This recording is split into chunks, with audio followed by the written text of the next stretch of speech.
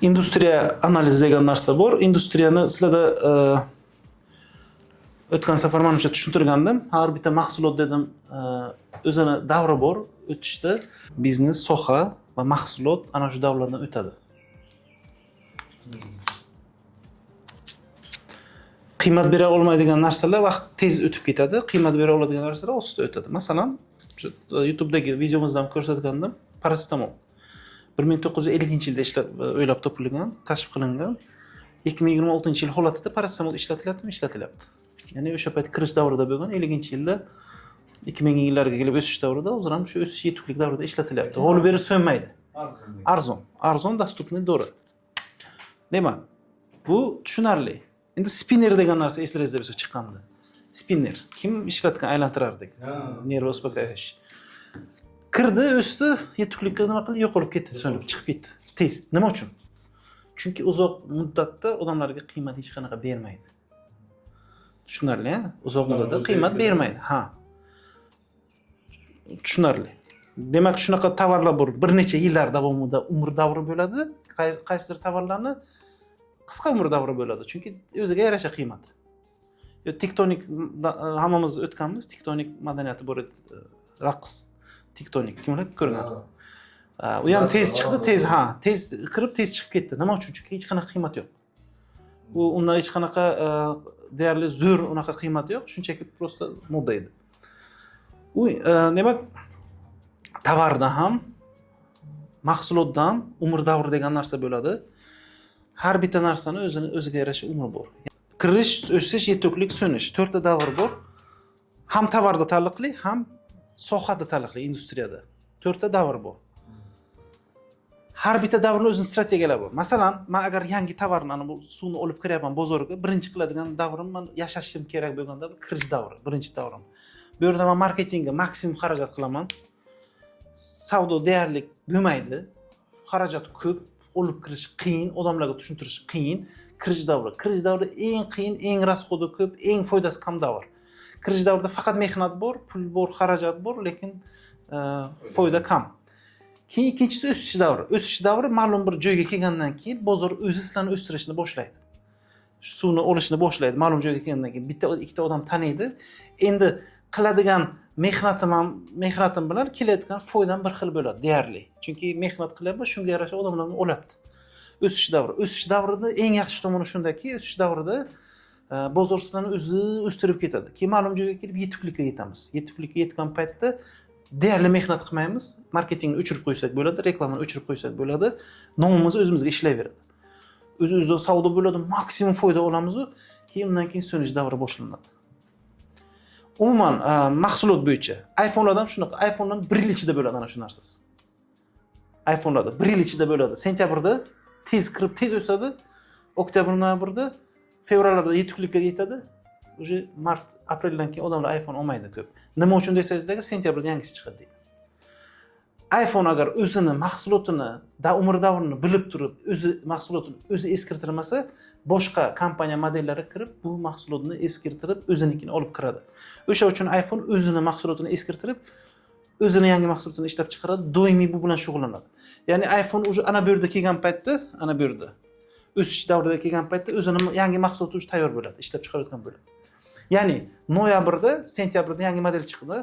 Noyabrda uje yangi modelni uje chop etishni boshlaydi. Bizda faqat bu yil sentyabr keladi. Ya'ni bu shunaqa strategiyaki o'zini mahsulotini o'zi eskirtirish degani. Bu narsa bor. Umuman har bitta kompaniya buni bilishi kerak. Bizda muammo nima? Bizda muammo eng top muammo birinchidan mahsulotimiz qaysi davrdaligini bilmaymiz. Bilmaganimiz sababni boshqa joydan qidiramiz. Masalan, biz Lazbek aka bilan ishladik, sohalar yangi olib kirish davrida-da, kirish davrida. Bu kishi ishlab biladimi kirish davrida? Ha, lekin juda ham ko'p kuchlar marketingga ketadi. Kichkina foydacha qoladi. Yashashga zo'rg'a yetadigan-da, chunki mahsulot kirish davrida. Kirish davrida bu kishini masalan psixologiya sohasi, biznes psixologiya deylik. Lazbek aka maylimi? Sizni aytamiz.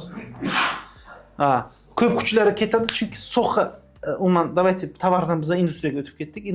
Industriyalari, sohalari kirish davrida bo'lganligi sababli bu kishi endi boshlagan bo'lsalar agar bu kishi kira olmaydilar. Lekin agar orqalarida bitta katta kompaniyalar bo'lsa, oylik katta doxod keltirayotgan bo'lsa, u ko'p pulni boshqa joydan olib, bu yoqqa tashlab, katta marketing qilib, birinchi kirib olishlari mumkin. Katta bo'lib olishlari imkoniyat bormi? Bor. Svon analizga o'zadilar, bozor bo'sh. Menda birinchi bo'lish, gigant bo'lish imkoniyati bor. Kuchli tomonlari pulim bor. Pul bo'lsa tashlab bo'ladi, lekin addacha kam bo'ladi. Hozir bozorni egallab, kelajakda keyin o'sish davrida o'zlarini olib ketishlari mumkin. Lekin resurs bo'lmasa agar kirish davrida o'zi kirish noto'g'ri bo'ladi. Chunki resurs yo'q. O'sish davri bor. O'sish davrini bitta zo'r tomoni bor. Biz o'sha marketingdan o'sish davrida biz kirishdan endi boshlandi. Biz marketing ana bu yerlarda. Kirishda hali. 2-3 yildan keyin ana bu yoqda boshlanadi o'sish davri. O'sish davrini eng zo'r tomoni o'sish davrida agar biznes boshlasangiz, biznes boshlansa o'sish davrida bozorni o'zi sizdan olib ketadi. Tasavvur qilinglar, suvda qog'ozli qayiqcha tashladingizlar, to'lqin olib ketyapti o'zi. Kuch kerak emas, motor kerak emas, yoqilg'i kerak emas, upravlat qilish kerak emas, o'zi olib ketadi suvni. Ana shunaqa davr o'sish davrida bo'ladi. Qaysi biznesni boshlaydigan paytda o'sish davridagi biznesni boshlang. Chunki o'sish davrida kirsangiz arzon, ko'p kuch kerak emas, bozor sizdan o'zi olib ketadi. O'sish davrini eng men sevadigan joyim shundaki, qanchalik bozor xato qilsangiz ham bozor o'zi kechiradi. O'zi kechiradi.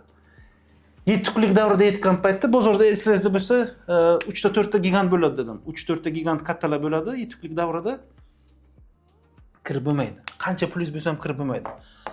Yetuklik davrida yetgan bizneslar, tepada, cho'qqida bo'lgan bizneslarga kirishga harakat qilasizlar-ku, 3 ta 4 ta gigant shunday kelishadi, o'tiradi bitta stulga deydi, kichkinani chiqarib tashlash kerak deydi.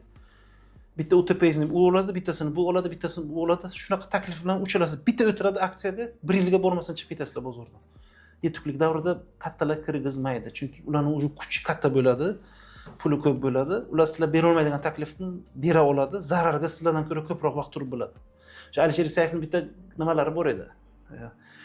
Reelslarda chiqqan kim ko'rgan? Xitoylik kelgan, O'zbekistonga savol bergan, o'zbek degan qancha vaqt zararga ishlab berib biladi. Eshitganmisizlar shuni? Zo'r savol bergan. O'zbek qanday biznes qiladi demagan. O'zbek qancha vaqt zararga chidab berib biladi. Ya'ni Xitoylik aytayapti, men zararga o'tiraman deyapti, pulimni tashlayman. $1 million, $2 million, 2 yil chidab bersa O'zbek $2 million Xitoylik hisoblaydi taxminan. Deydi, men 2 yil o'tirib beraman. Demak, keyin o'sha bozorni olaman. Bu yerda shunaqa holat bo'ladi, kirgizishmaydi. Eng yaxshi davr o'sish davrida kirish. O'sish davrida plus tomonlari. Yana qaytaraman, marketingga ko'p kuch kerak emas. Industriyada o'zi bozorni olib ketadi. Bizda muammo yo'q, ana bu yoqqa yo'q biznesni qilmoqchi bo'lamiz, odat yo'q biznesni yoki ana bu yoqda 4 ta 5 ta kattalar pul topayotgan joyga kirmoqchi bo'lamiz. Noto'g'ri. So'nish davrida ham kirilmaydi. Hozir borib Karon bozorida do'kon ochish noto'g'ri. Biznes boshlashda bormi qilayotganda? Biron kishi ochdimi yaqinda? Yo'q, bir kishi ochdi. Ochdimi? Rossiyadan kelgan. Ha, Rossiyadan. Yo'q, tutma bordim. Yo'q, ochadigan ham bor. Hozir bizda O'zbekistonda nimada o'sish davri deb o'ylaysizlar? Birinchi men ko'radigan soha kofeyni. Avto tuning ham o'sish davrida, gul o'sish davrida. Yetuklikka kelmagan birinchi boshlaganda so'nish davri edi. To'g'risi bo'ldi. Kim? Shu jigarlar bo'lku, jigar yana sheriklari bu. Ular deydiki, o'sha bundan qolmadi deydi. Просто так reklama o'tib ketdi-da, tushundingiz? Просто ularning industriyasi tugadi. Sarafanli radio orqali tuning qilishga mijoz chaqirish industriyasi tugadi. Endi marketing onlayn orqali chaqirish industriyasi boshlangan bo'lishi mumkin. Toshkentdan bir 6 kishi keldi, o'sha do'konimga kelganiga gaplashganimga, o'zi avvalgiday emas deyapti-da, o'sha toshkentliklar aytibdi. Endi Toshkentda ham ko'p ochildi-ku, bular boshiga 20-yil jentralarni tuning qilib